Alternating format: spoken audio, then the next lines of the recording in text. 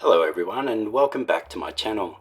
Thank you so much for the subscriptions from last week, the likes and all the comments. I'm so glad you're enjoying what I'm doing. This week again we have block 2 of Pat Sloan's Summer Camp Sew Along. Be sure to jump over to Pat's website, ilovetomakequilts.com, grab your pattern and come back here and we'll show you how it's done. As you can see, I am continuing with my monochromatic theme from last week. I chose this so that it would be easier for you to follow along with the pattern.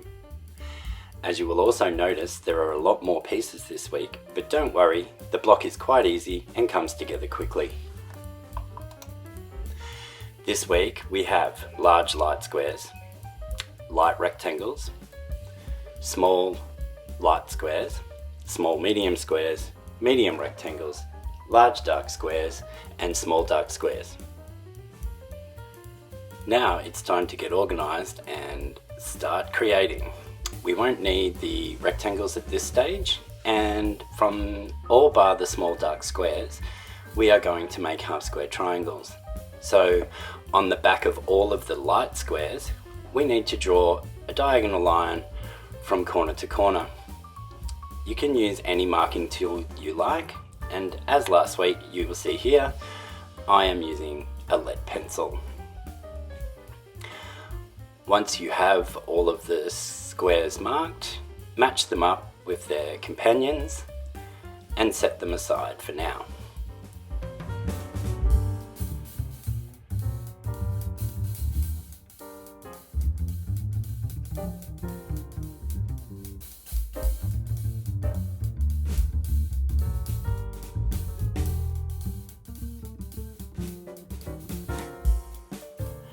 With the small dark squares, my lead pencil would not show up. So in this instance, I will grab my yellow quilter's pencil. You could indeed use any colored pencil that you have, but a quilter's pencil is made with a softer lead and therefore is easier to mark your fabric. Mark all 4 dark squares the same and match them up with our light rectangles. These will become sew-and flips, and we will discuss this a bit more later. Over at the sewing machine, you know the drill. We're going to stitch 1/4 inch either side of the drawn line on all 4 sets, chain piecing as we go to be a little bit more efficient. While you're sitting there watching me sew, let me apologise for the angry red mark on my hand and the bright green band-aid. Let's just say there was a few hazards in the kitchen. Now that we've sewn those 2 lines, it's time to cut down the middle of them at the cutting table. You'll note this week I am only using a rotary cutter, but it is okay to use your scissors. The seam allowance here isn't really that important as the seam is already sewn. Then we're going to take these over to our pressing station and press all pieces towards the dark side.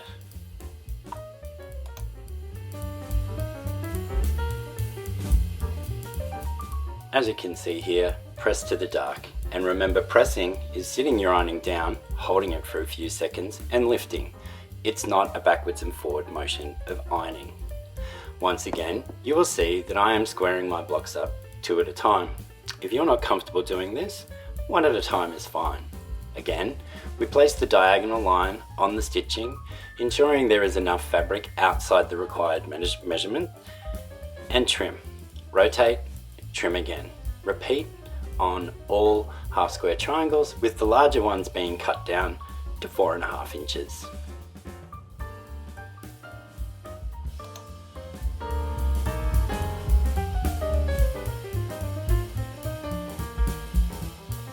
From the pieces we've just squared up, put the large ones to the side for later, and with the 4 remaining, we need to make a pinwheel. Pay close attention to the pattern for colour placement here, as it is important. Lay it out as shown, and then piece together nesting the seams, and I like to pin on the side that I need to sew, so that we don't get confused over at the sewing machine. Repeat with the other 2. Now it's also time to grab your light rectangles and those dark squares that we drew the line on. Once again, paying close attention to the pattern for the correct angle, place the black square on top of the light rectangle and pin. Do this for all 4 and we'll see you at the sewing machine. Okay, time to sew our pinwheel together. I like to start at the end with the bulk, that way it doesn't shift or stretch when you get to the other end. And then we'll set those aside and come back to those in a moment. While still at the machine, you'll notice I've changed to my open toe foot or my plain sewing foot, and it's time to do our sew and flips. So as last week, just sew 1 thread to the side of the drawn line on all 4 pieces, making sure before putting them under the needle that all of the edges are lined up and matching.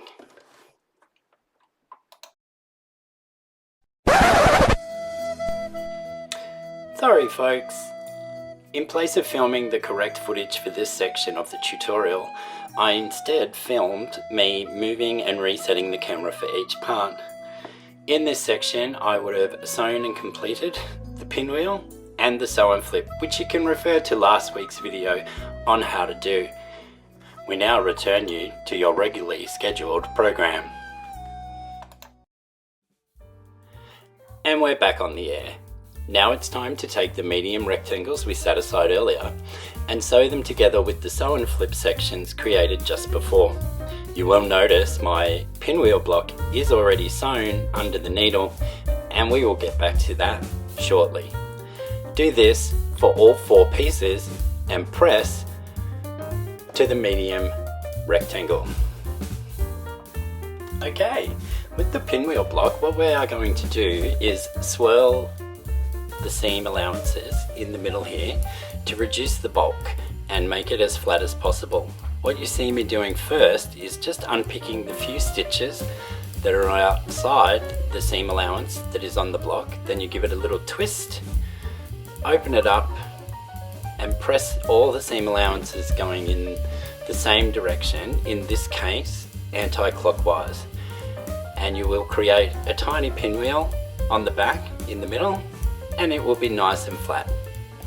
Bob's your uncle. Now we're going to lay the pieces out as indicated in the pattern, ready for sewing together. The construction for this part is just a 9 patch, and you'll note I have limited space, so I'm only going to lay out 2 of the rows and put the bottom row on top of the top row, because it is a mirror image of that.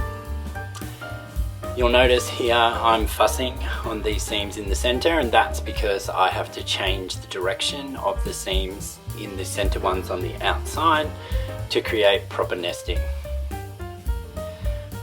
Lay your pieces together, take them over to the sewing machine, and let's sew.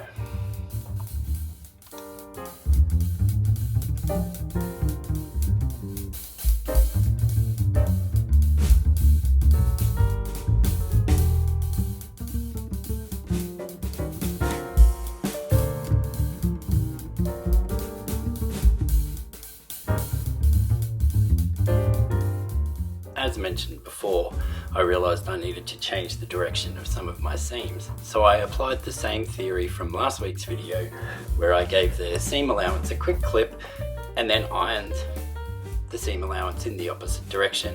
You can see here it allowed me to nest these pieces in the middle, and it will also nest when we sew the top and the bottom on. I have all those parts pressed now, and I'm showing you here how I clipped the seams and pressed them to allow for good nesting and a flatter block. You don't have to do the clipping, you can just press in your desired way. This is just my preference for a flatter block, and as you can see here, all of the seams nest nicely, and we're ready to sew the top and the center portion together. That's now sewn, and I'm just finger pressing it here. Rotate the block and place the other side on. You'll notice I missed a little bit of clipping to fix one of the seams, so I do that here before nesting all the seams together, heading back to the sewing machine and sewing this final seam. That final seam is sewn now, and once again I'm just flipping it over and finger pressing, and voila, we're done. Here is a full shot of my completed monochrome block and my triadic colour scheme that I'm doing also with the purple, orange and green. I hope you've enjoyed this week's tutorial. If you do, give it a thumbs up, leave a comment and subscribe to my channel, and we'll see you again next week. Thank you.